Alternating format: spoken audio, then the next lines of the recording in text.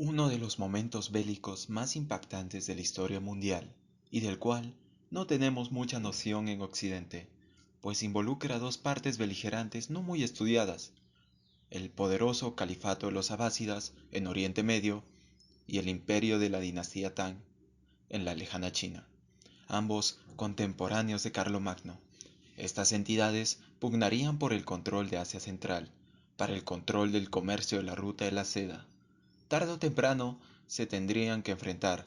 Naturalmente, uno de ellos ganaría, pero tal victoria traería consecuencias que a la larga definirían hitos de nuestra historia, y todo eso es lo que veremos. Soy Alejandro, y hoy en el Aleph les presento la batalla del río Talas.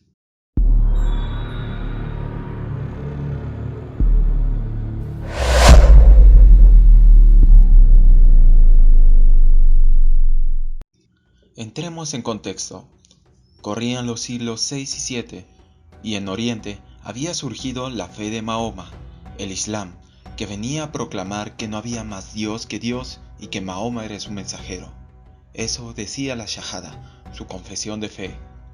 Esta religión, que reunía elementos de las creencias abrahámicas, como el cristianismo y el judaísmo, junto con otros elementos endémicos, logró reunir en una sola entidad estatal a los árabes desperdigados por el lejano desierto.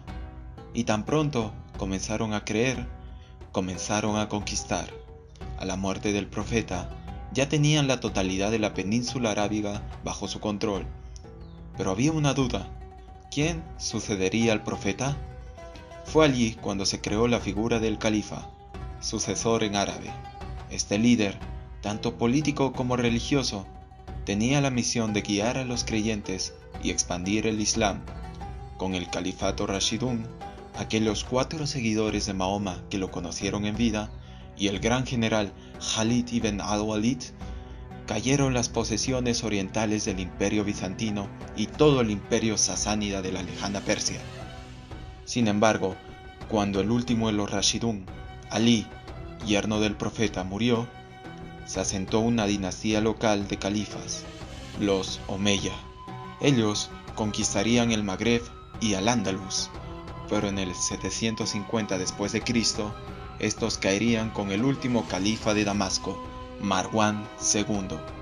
Ahora venía una nueva dinastía influenciada por la en otrora poderosa Persia, que clamaba ser descendiente de la estirpe de Mahoma. Eran los abásidas, con su califa As-Safaj, quien en un inicio consolidaría su nuevo imperio islámico en sus diversos territorios, sofocando revueltas y difundiendo su fe. En este contexto fue que en el 751 un incidente llevaría a la guerra a estos abásidas contra un enemigo implacable en el lejano oriente, los Tang de China. Hablar de la dinastía Tang no solo es hablar de los gobernantes de una China en su época de mayor esplendor cultural, sino también de una China unificada con un gran poderío militar, una dinastía surgida de un revolucionario Gaozu y elevada a su mayor gloria por Taizong. Ellos sobrevivieron a muchos reinos e imperios. Trataron tanto con sasánidas o bizantinos como con nómades de la estepa. A lo largo de los años de esta dinastía, el dominio sobre Asia Central se hizo pilar de su estrategia geopolítica, por lo que destinarían fuertes guarniciones para defender sus intereses en la región, así como para asegurar el control de las poblaciones y el comercio. Ya en la época de los Omeya, hubo riñas y batallas menores entre estos imperios por la influencia en la región, en tejer redes clientelares con los jefes locales y formar protectorados, en la que los Tang se impusieron. Ellos no dejarían caer fácilmente sus posesiones, y tampoco ahora que los abásidas también demostraban el mismo interés que sus antecesores. Entremos en materia. La zona específica era la transoxiana de Asia Central, aliada entre los actuales países de Uzbekistán, Kazajistán, Turkmenistán y Tayikistán, una región remota solo conocida en Occidente por las conquistas de Alejandro Magno.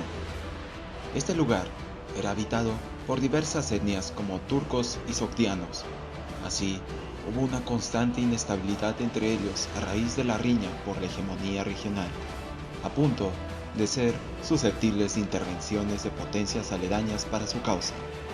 En este contexto, y en medio de la rápida campaña Tang contra los tibetanos encabezada por Gao Xianji, es que las ciudades sogdianas de Fergana y Tashkent combatían entre sí, y Fergana decidió pedir ayuda a los chinos Tang, por lo que estos últimos invadieron Tashkent. Los gobernantes de Tashkent se vieron obligados a pedir ayuda a los árabes abasíes en respuesta a la invasión.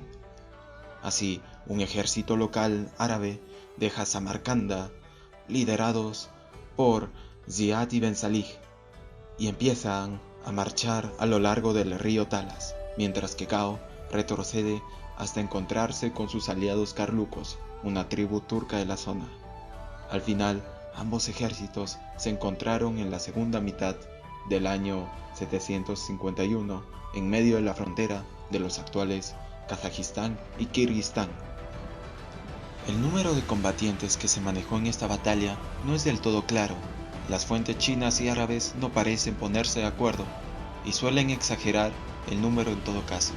No obstante, podemos estimar la fuerza china con unos 30.000 entre 100.000 soldados, y también podemos afirmar que la fuerza árabe era mucho mayor, pero sin una estimación más fija que esa. Otro dato que vale la pena mencionar es que los chinos disponían de un mejor ejército, ya curtido en las batallas por la zona, mejor pertrechados y con una indumentaria bélica de mayor calidad. Hablamos de armaduras superiores y ballestas con mejor alcance de fuego. En cuanto a la composición de los ejércitos, los chinos contaban con los ya mencionados mercenarios carlucos y con contingentes de Fergana, mientras que los árabes contaban con los contingentes tibetanos y Kokturk. Ahora hablemos de los generales de esta batalla.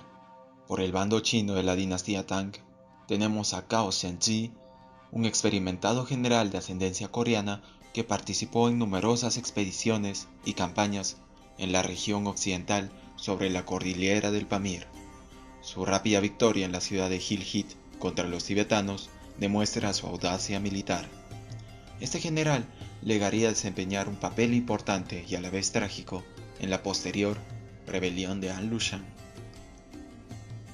Por el bando árabe de la dinastía abásida tenemos a Ziyad ibn Salih, del cual no se sabe mucho, salvo que era subordinado del general Abu Muslim y que participó en la conjura abásida por el poder contra los Omeya en la zona del Jorasán.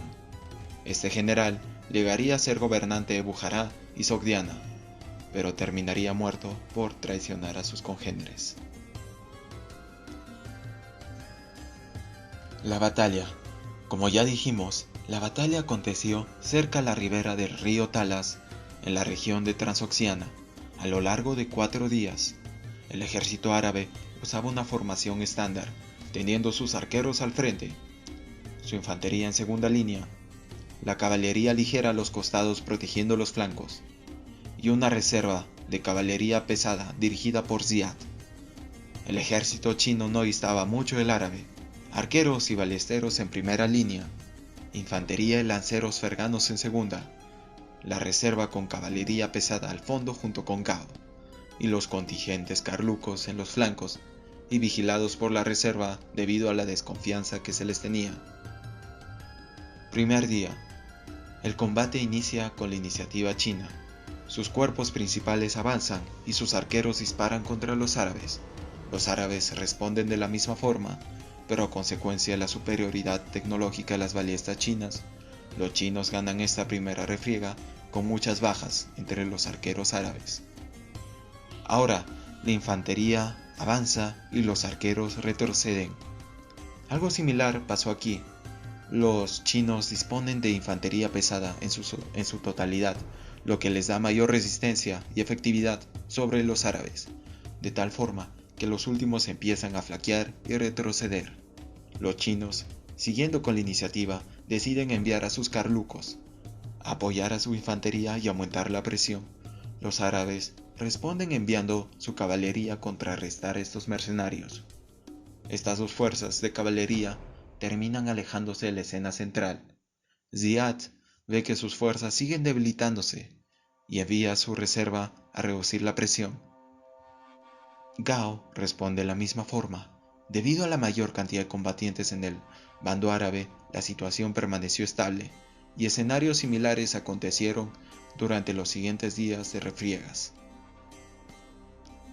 Sin embargo, al cuarto día, poco antes de reiniciar el combate, los carlucos cambian de bando a favor de los árabes y dirigen sus fuerzas contra el cuerpo principal, aprovechando los flancos.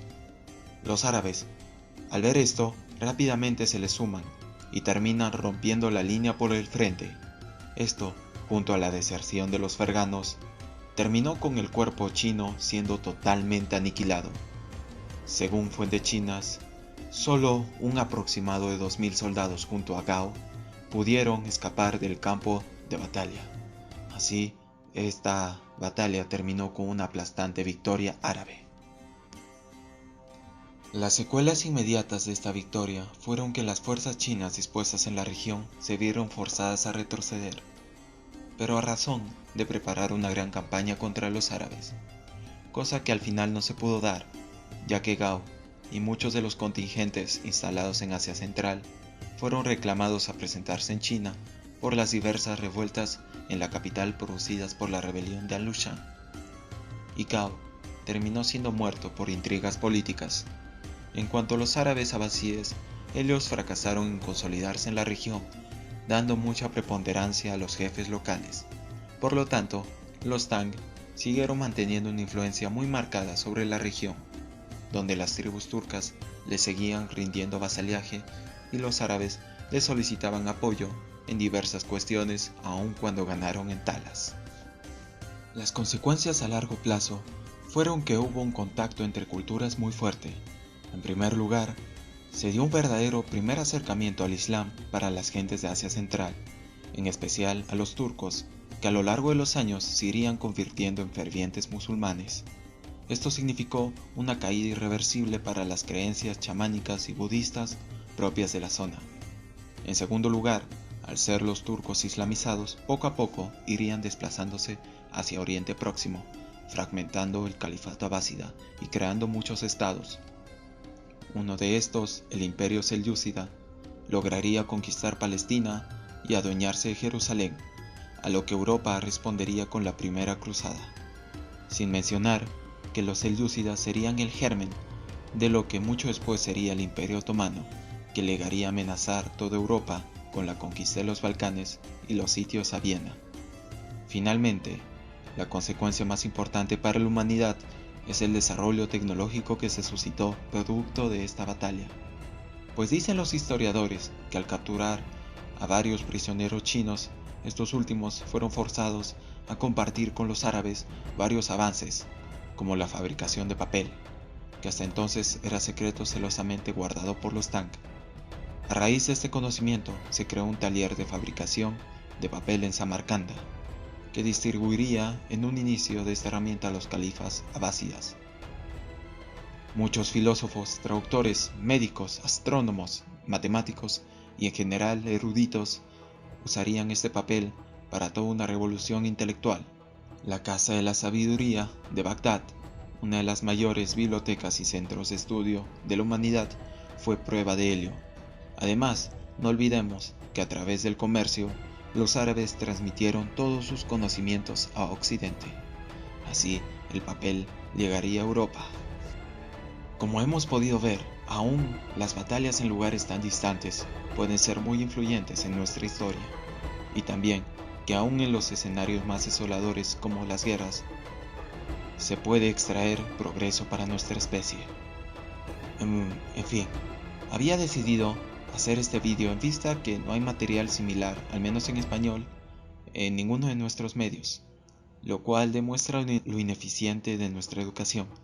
Y es que aún no parecemos comprender que la historia no es lineal ni aislada, sino que es una cadena entrelazada de sucesos que interactúan entre sí, por lo que ver al mundo a través de una línea de tiempo no nos enriquecerá como ver la verdadera complejidad de nuestros actos y sus consecuencias.